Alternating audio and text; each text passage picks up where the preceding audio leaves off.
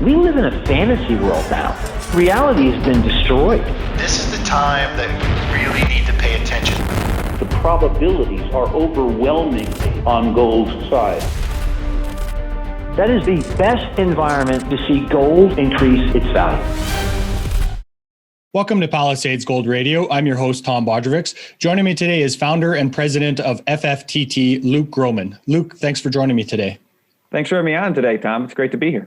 Glad to have you back. It's been a while since you've been on the show, and it's my pleasure to be interviewing you for the first time myself.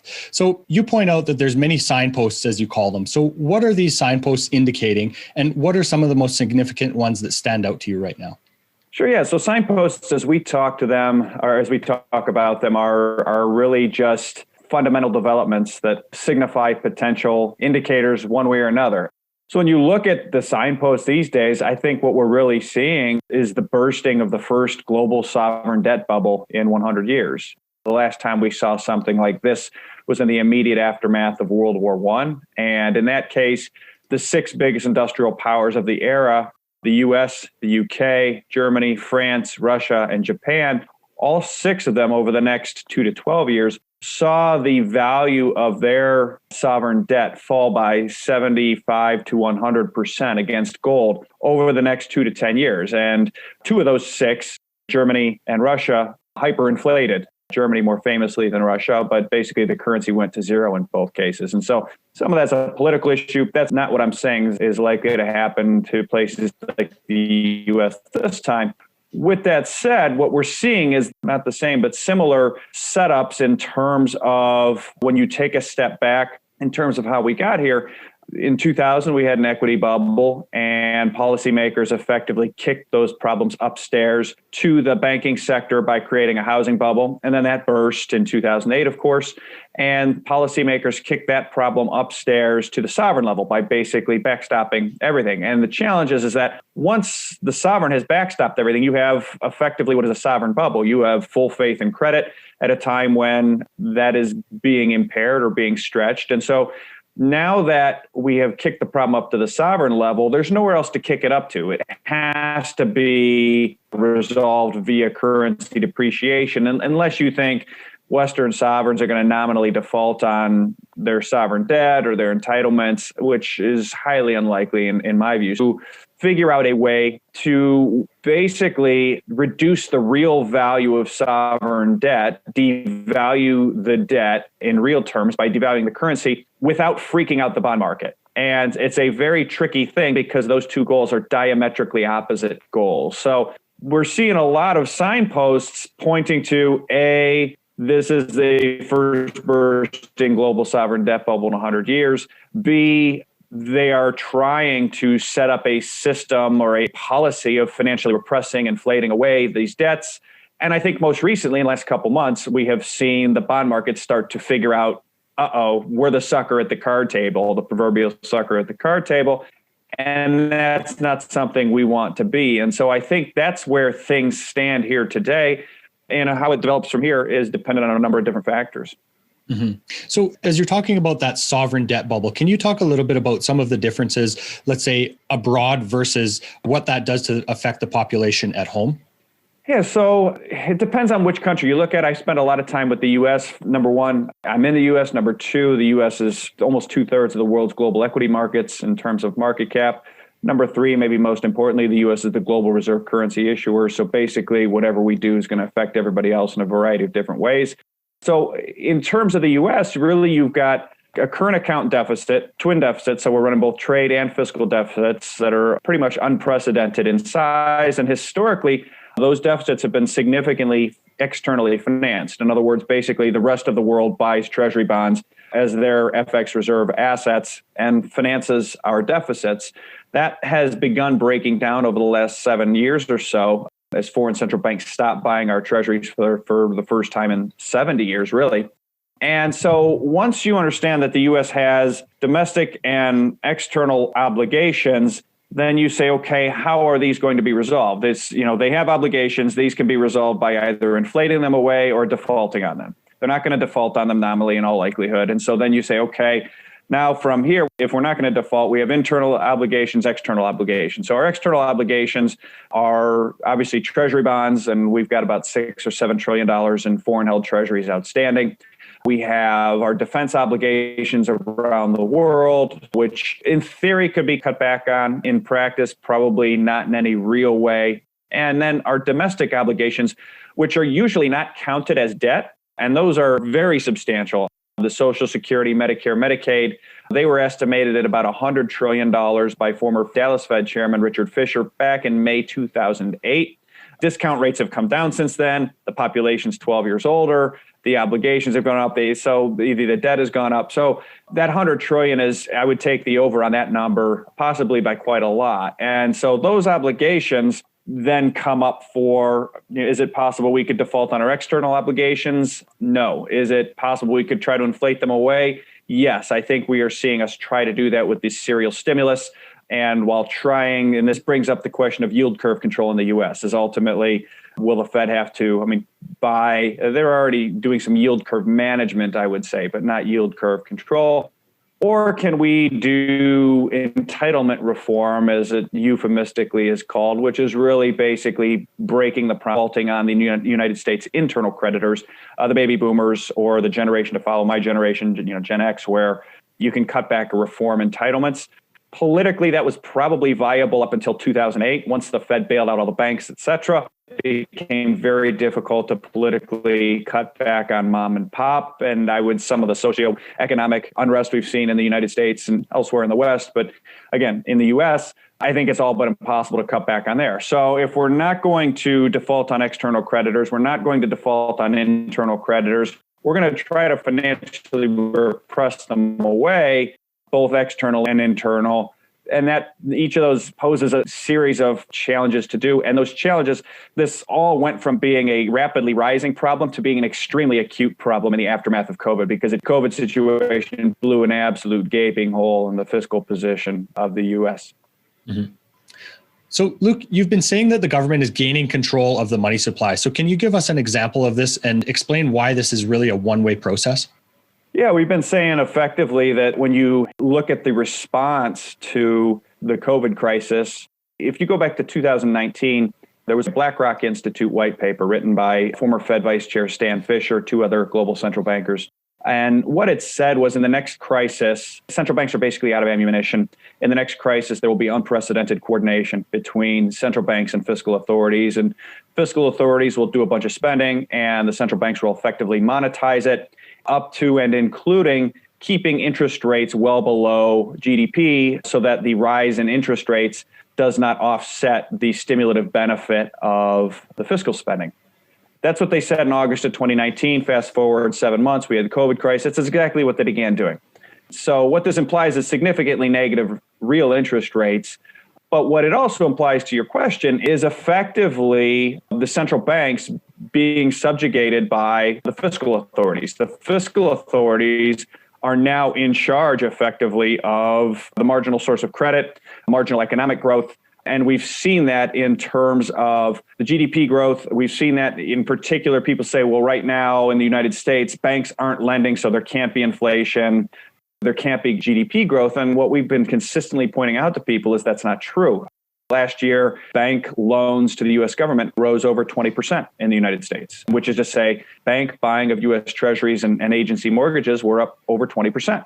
And those are effectively loans to the government at uneconomic rates below where the free market would otherwise set them without Fed help.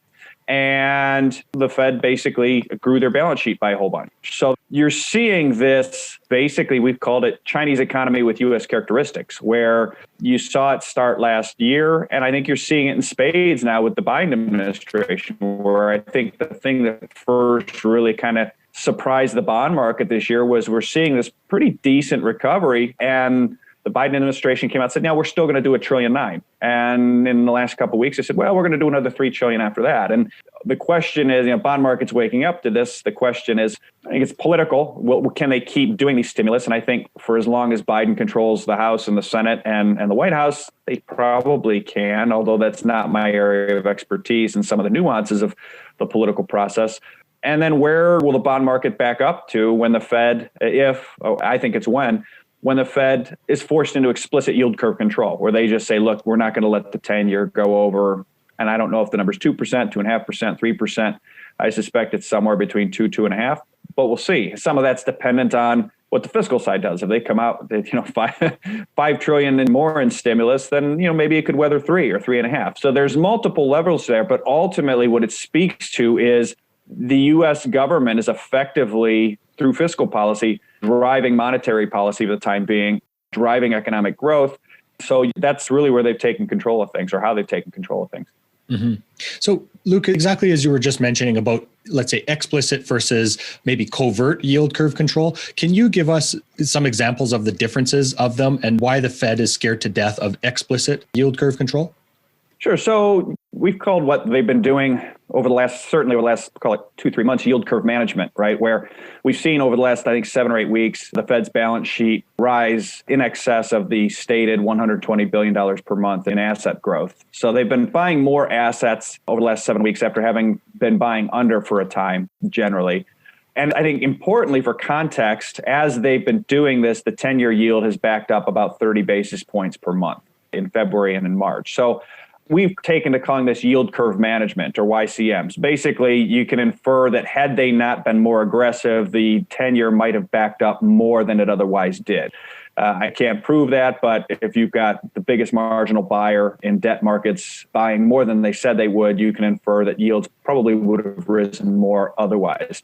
And I think what they're trying to do is find a level. Basically, I think they're being responsible. I think they're doing exactly what I would do in their seat, which is start trying to linearly walk rates up as far as you can and see where you hit a problem. And so we've referred to that as yield curve management. Yield curve control, on the other hand, or YCC, is an explicit hard ceiling.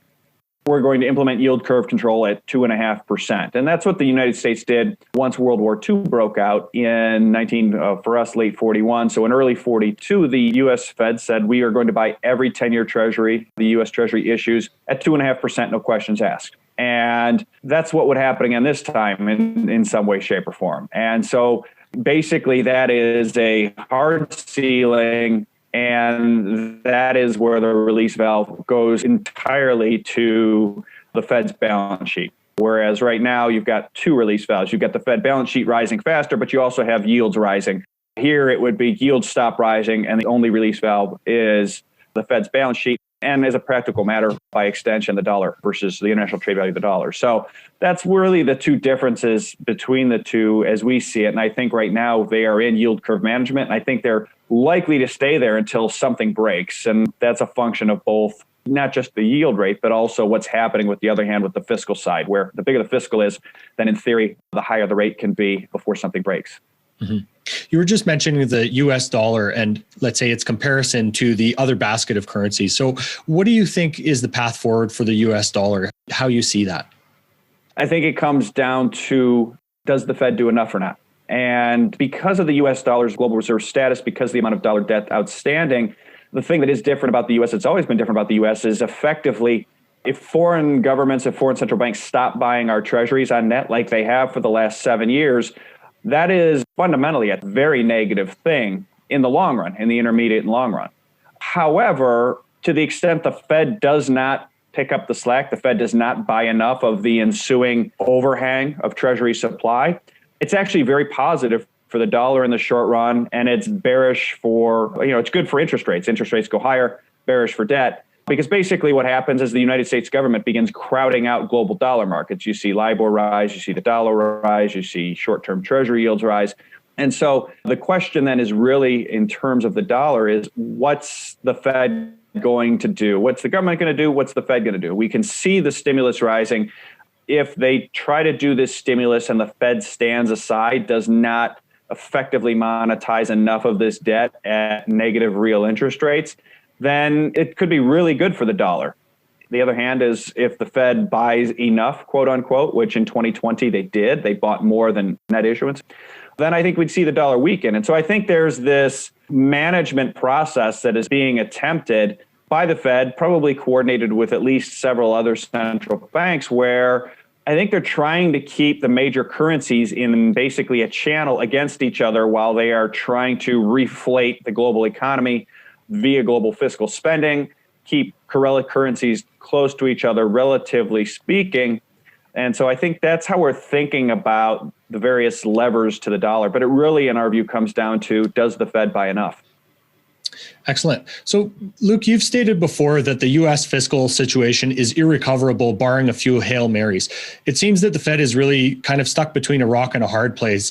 If they try to raise rates to counteract inevitable inflation, the debt could become unserviceable. So what would some of these Hail Marys be? And is there any political will to ever use any of them? The Hail Marys would be more like a massive spike very quickly in U.S. economic productivity. So let's say somebody invents nuclear fusion and commercializes it and rolls it out over the next 2 years. That would make it recoverable in a big way. You'd basically have free energy for everybody anytime you wanted, et cetera.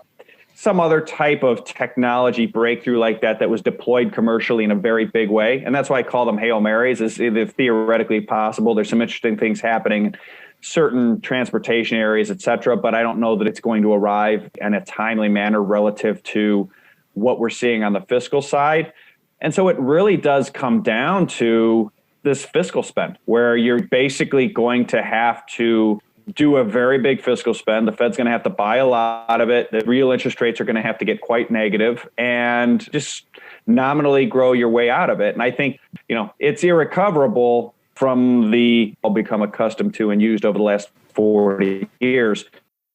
So, Luke, how could the U.S. use gold to delever the balance sheet?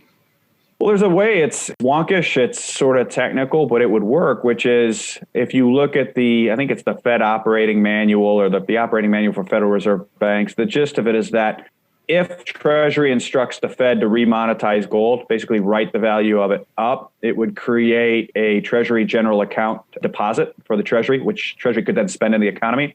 261 million ounces of U.S. official gold means that every $4,000 or so in the gold price is about $1 trillion that would go into the Treasury general account, able to be spent into the U.S. economy. So in theory, if the Treasury said, look, write the gold up to $40,000, that's $10 trillion. You could then spend $10 trillion into the economy over some period of time.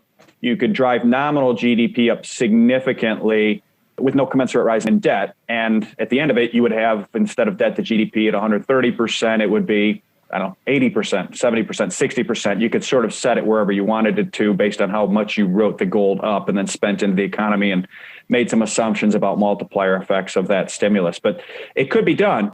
I think it's a last ditch thought, but it's out there in terms of possibilities. Mm-hmm.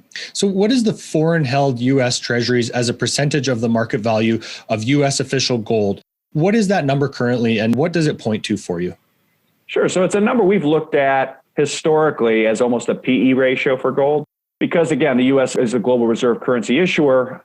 Historically, the U.S. market value of U.S. official gold as a percent of foreign held treasuries outstanding has been, before 1989, it was never below 20%. So basically, U.S. official gold was collateralizing 20% or more of the foreign held treasuries outstanding. That number fell to 4 or 5% at the lows. It's probably 6% maybe today. At the highs, when there's significant concern about the dollar, as we saw in 1979, 1980, that number was at 133%. So that to me is a gold bubble, when every foreign creditor could show up in theory that's holding a treasury bond, redeem the entire face value of that treasury bond for U.S. official gold, and the U.S. still would have had 33% of its gold left over. So right now at 6%, it was never below 20% prior to 1989 when the Berlin Wall came down and we became a unilateral power. And it was as high as 133%. So I look at it as, okay, it's at 6% today. Just to get back to the floor, the long-term floor would require over a 3x increase in the price of gold. So getting close to $6,000 an ounce. And then at the high end, something like $40,000 an ounce. If you were in a 1980 type situation for gold, that would probably require the paper market to break entirely effectively. But that's what you would be looking at in terms of the ratios that, as I've looked at it, as a sort of a historical PE ratio for the gold market. Mm-hmm. So, Luke, as we know, the way the Fed measures inflation, we're not really seeing the type of inflation that we've seen maybe in most commodities as most people would see it. So what are your thoughts as to the inflation deflation debate from here? And this is where we've said before, where the Fed's trying to ride two horses with one rear end. It wants inflation, but it doesn't want the bond market to react to inflation. Basically wants inflation, but it doesn't want the dollar to fall. And it can't have both. And so I think ultimately the inflation deflation debate, to me, I think ultimately we're going to get inflation. I think we're having inflation. I think it really depends on what the Fed does. Anytime the Fed's not doing enough, we're going to have deflation. They don't buy enough treasuries. We're going to see rates rise. We're going to see the dollar rise. Once the dollar starts rising, everything else is going to start to fall, and we'll get that deflation. The challenge in this, and this is why I think we're going to get inflation, is that this is the first cycle in at least 40 or 50 years, and probably more like 80 plus years, where the dollar rises too much. If rates rise too much, the U.S. government will nominally default. In other words, yes, if the Fed stands back and doesn't do enough, we'll have deflation. If the Fed continues to stand back and not do enough, the U.S. will default, and so will a number of other sovereigns. And that's where things at some point in that continuum get very weird, because at some point when governments start defaulting, government debt effectively backs their currencies. So if the government starts defaulting on sovereign debt, the currencies eventually start weakening, and then you get inflation. So it ultimately really comes back to, in the near term, is the Fed going to do enough? Are they not? A lot of that filters into what's the dollar do, and then that filters into inflation. So really, I look at people looking for sustained deflation are effectively making a bet that the U.S. government's going to effectively default, that they're going to stand aside. And because the biggest debtor in the system is the U.S. government, and they're the reserve currency issuer. So sustained deflation is going to be a choice by the U.S. government to effectively move towards defaulting on either its external obligations, its internal obligations, its defense obligations, or some. When you look at it from a real politics standpoint, there's really any chance of that happening. So I think we're in a new inflationary regime as you see the government increase control over monetary policy, economic growth, probably with fits and starts of deflationary episodes. But I think we've really, in the aftermath of COVID, I think we've really swung from the trapeze of deflation or disinflation towards a more inflationary regime, as governments all are in kind of the same boat, which is they need to inflate away this debt. So how does monetary velocity play into that for you? Do you think it's as important as some people say it is? No. I think it's interesting. I think conceptually it's a huge deal, but where I have a problem with it is, as it's measured, is it's MV equals PQ, right? So we've got M is money supply times V, the velocity of money, equals the prices or inflation, and Q is real GDP. And so M, money supply, we don't even know how to measure that properly. And Jeff Snyder at Alhambra has done a bunch of good work on that. We don't know what the real money supply is. Okay, so we don't know what M is. V is our plug. V is what we're trying to solve for. P, price, inflation, we know is being systemically undermeasured as a matter of political policy. And you ask any number of veterans in Washington, they would tell you, we do it, everybody does it. So P is systemically undermeasured as a matter of policy, because if it's overmeasured, then the bond market will respond, and it's a matter of national security to tend to the Treasury bond market. So that's why they undermeasure P. And then Q, we don't really have a great feel for how to measure that either. It was easier to measure when we were this manufacturing economy 50 years ago, and it was sort of, here's how many widgets. But now when you start measuring things like, the productivity you get from an iPhone, or what's the GDP of Excel spreadsheets, and how much GDP, they don't have a great way to measure that. So the problem I have with velocity and saying, well, we're not going to get inflation because velocity is on its lows is, we don't know M, we can't measure M right. We undermeasure P on purpose, and Q, we don't know how to measure. So V, it's an exercise in garbage in, garbage out of a model, in my view. And now I do think somebody who's made a really interesting point as it relates to velocity is Professor Richard Werner, who's broken down the economy into the real economy and the financial asset economy, and broken down the velocity components of that as well. And so if you said the velocity of the real economy is low, yeah, that makes sense to me. The velocity of the asset model, the velocity of assets is the NASDAQ, it's the S&P, it's home prices, it's Bitcoin, there's no problem with velocity in any of these things. So I think, whether you look at it as how you measure it, okay, then you can make a case, yeah, real velocity is low, asset price and velocity is high, where does it net out? But from a headline perspective, I just think it is really a marginally useful metric because of where it's sitting in that calculation. Very interesting. It's almost like there's too many moving pieces for it to be very meaningful at this point, right? Yeah, I mean, it's just, when you're trying to undermanage inflation and you don't know M and Q, what's a V? I don't know. I would just as soon tell you that V is the price of the NASDAQ. But it doesn't seem like they're having any problem with that, right? Or, V is if velocity is so low, why are trading volumes so high? Well, let's look at trading volumes from year 2000 to year 2021. Are those falling or are they rising? Home prices, are they falling or are they rising? If velocity is so low, where's that coming from? And so at the very least, it suggests there's a bifurcation of the measurement of velocity that needs to happen between real economy and asset price economy. And at the very most, it suggests the whole velocity as derived from MV equals PQ as an exercise in garbage in, garbage out. Excellent. So, Luke, there's another really interesting idea that you've put forth, and it's that Bitcoin is creating a price target for gold. So can you explain why this is and why it's so instructive for the gold market?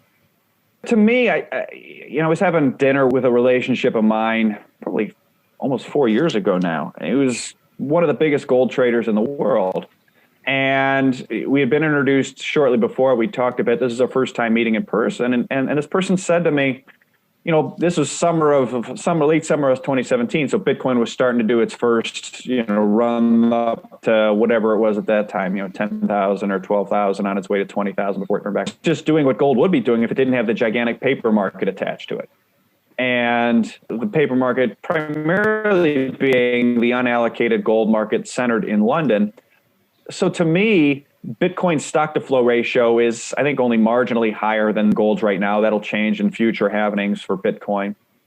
But it really shows you, I think, directionally what I think will eventually happen to gold whenever basically a political decision is made to allow the wind down or the wind down of the unallocated gold market at central banks, whether it's others, and in the private market where you're seeing these physical volumes, and the price is really not responding, and there's physical buying, and it takes off like a scalded cat. So the difference is that Bitcoin does not have it's not a centralized market like gold, centralized in London, where there's the unregulated expansion of paper derivatives. And so, if people want to buy $100 million of Bitcoin, the price of Bitcoin's going a lot higher. If someone wants to buy $100 million of physical gold, it's probably going to take them a month and a half, 2 months to source, is what I was hearing as recently as a couple months ago. If someone wants to buy $100 million of gold, credit gold, they could be done in 5 seconds. And the challenge is that historically, that's how that's been done. I'm long gold. Well, not really. You're long credit gold. You're long a promise of gold. And you and 100 others or 1,000 others, we don't know, own that same amount. And it's that expansion of those promises on the same bar of gold that has driven a big portion of the gap in performance, in my view, between gold and Bitcoin. So ultimately, the view of Bitcoin being a directional price target for gold is just based on a view that if something's unsustainable, sooner or later it won't sustain. And by the thing that's unsustainable is this unallocated paper gold market with completely unregulated expansion of leverage over time is at some point unsustainable. Now the question is that's a political question. And that is really, there's lots of people who could break that market really at any point in time. It wouldn't take that much money in the grand scheme of things. So it's a political question, not a market question. And so if it happened tomorrow, I wouldn't be surprised. If it happened in 5 or 10 years, wouldn't be surprised about that either. Mm-hmm. So we've recently seen that the big banks are dramatically decreasing their short position in gold. Could this be an indicator of the start of that, Luke? Maybe. I'm always reticent to say this is it, just because it's sort of like, here in the States, and it's Lucy and Charlie Brown with the football, where she keeps teeing it up for him and then pulling it away and he goes flying. And that's kind of been the story for gold I've been involved with the market for 12 years, and it's been, a number of times that's happened. Mm-hmm. I do think something that is of interest, it's a bit of a splinter in my brain, if you will, is the net stable funding ratio changes for the bullion banks as it relates to gold as part of Basel III. That was supposed to go live June 28th of this year. I believe they pushed it out to January 2022 for the UK. And last I saw that it goes live here in the US in July 1st. And again, I'm not a legal guy, so take it with a grain of salt. But to my tourist eyes, the language very much seems to read like a mandated wind down of some portion of the unallocated paper gold market, primarily in London, where it's much more expensive for these bullion banks to hold unallocated or paper gold as opposed to allocated or physical gold. And so if the net stable funding ratio goes through, particularly in the UK, if it does what it looks like it's intended to do, which is force an unwind of some measure of paper gold, then it's very conceivable that you could see a real response in the gold price as it becomes more physically driven. And that makes a lot of sense. I mean, you're in a situation where you need some sort of risk-free asset with a floating face value that can rise enough to delever or create an increased asset base or delevering mechanism like we talked about before for sovereigns, but it could also on a bank balance sheet do the same. I mean, if the bullion banks hold a bunch of physical gold and the price goes up a bunch, that's effectively a huge capital increase for those banks. And that then could put those banks in a better position to buy sovereign debt at very uneconomic sovereign debt rates. So you can see clear to the reason why they might try to unwind the paper gold market to let the price of gold rise. We've long been saying that it's actually in the interests of the United States and other sovereigns for the price of gold to rise significantly for the first time in a long time. It's just one of those things where I've just been in this market for so long. I've seen so many of these, this is it. This is definitely going to be it scenarios that I'm reticent to say this is it. But it is an interesting potential setup. For me, I'm not really trading around it because I don't have any political insight into it. I'm just saying I own my gold. I still like gold. It's going to happen at some point, tomorrow or 10 years. I don't know. Absolutely. So another one of these kind of, let's say, signposts that you recently tweeted about was that when gold stops going down with the TLT, it equals game on. So why would that be as well, Luke? I think because in short, it effectively suggests that even with rates rising, real rates are falling, is basically what that message would be from the markets. And so what you've seen, we saw real rates in the U.S. bottom in August of last year, negative 1.1%. They've bounced off the lows. And in particular, in the last couple of months, they've been relatively stable at the 10-year. I think they've turned positive at the 30-year in theory, or gotten close to it. But at the 10-year level, they've sort of been bouncing around. But what we've seen is gold prices selling off with rises in nominal interest rates. And then in the last 2-3 weeks, gold's been relatively sticky as interest rates kept going. And so it was too early to get too crazy with it, but ultimately that's the message. If you see a situation where TLT is going down, in other words, interest rates are continuing to rise, and gold is either not going down or actually going up, the implication is that real rates are either already getting more negative or inflation is picking up or are expected to do so. And that's something we saw in the 1970s is people say, well, gold can't rise with rising rates. Well, that's not true. We saw it from 71 to 79. Rates went up and up and up, and gold went up and up and up. And the issue was that inflation was rising faster than rates were. So that's really the message of a world where GLD is rising as TLT is falling. Mm-hmm. Excellent. So as a portfolio manager that reviews many different industries, Luke, what kinds of criteria do you have for making investments in the gold space? For me, it's really, I come at it from a top-down perspective, a macro perspective. And it really starts with what's going on with the sovereign debt side. And so that to me is thing number one to get right. And it's probably thing number two, thing number three to get right. It's, I think, the most important investing metric possibly of our lifetime. Certainly, I think of this cycle over the next 5 to 10 years. So that's thing number one. In terms of boiling it down then to some of the mining companies, I don't get into very many specific names. The thing I do focus on and encourage clients to focus on when they get more granular is the jurisdictional, the rule of law. You want to make sure that you own properties or companies that have properties in jurisdictions with a tradition of property rights and rule of law so that you aren't wrong for the right reason. You would hate to wake up and see gold at $5,000 or something, and the country in which your mine is operating or your company's mine is operating has been appropriated by the government. And then I think the thing that you have to then look at after that are just stewards of capital. There are certain management teams that have been better stewards of capital over time than others. And, I don't have all those in front of me, but those are really the things I look at, which is the big thing in terms of owning gold for me is the fiscal situation. And we've seen this throughout history over and over and over. It's been a long time since we've seen this in Western sovereigns and in particular in the United States.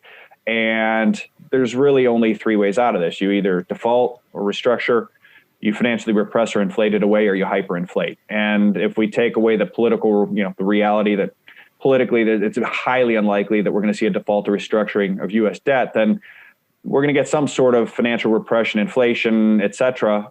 So that's really where I shake out on it. Excellent, Luke. As we wrap up here, is there anything else you'd like to share with our audience? No, that's, I think, pretty good stuff to touch on for the day. People are more interested in following what we're talking about. I've got a very active Twitter feed at Luke Gromen, and they can check us out at fftt-llc.com for our website and more information about what we're up to. Tell our listeners that there's a couple different levels of what you offer at the fftt-llc.com. Yeah, absolutely. Our research product offerings are institutional, high net worth, and we also have a retail-facing product as well. And so it just depends on where their interests lie. Publish a 12 to 15-page report every Thursday. That's our flagship product. That's very in-depth. And we do a 10 most interesting things piece on Fridays that ends up being about 18 to 20 pages that are just 10 different of these signposts and how they either support or refute things that we may be thinking, or it tends to be a little bit more of a, I won't say esoteric, but a little bit more assorted in terms of things that just caught our attention and were interesting that either really fit or really don't fit a lot of times in terms of either our narrative or somebody else's narrative, and kind of explore some of those themes in a quick, succinct, bullet-pointed fashion. So those are the different things we offer to our clients. Excellent, Luke. Thanks very much for your time today. Thanks for me on, Tom. It was great talking. This podcast is for general informational purposes only. Nothing on this podcast should be taken as investment advice. Guests on this show are not compensated for their appearance. Listeners are urged to educate themselves and make their own decisions. Do not base any investment decisions on the information contained. To view our full disclaimer, please visit our website.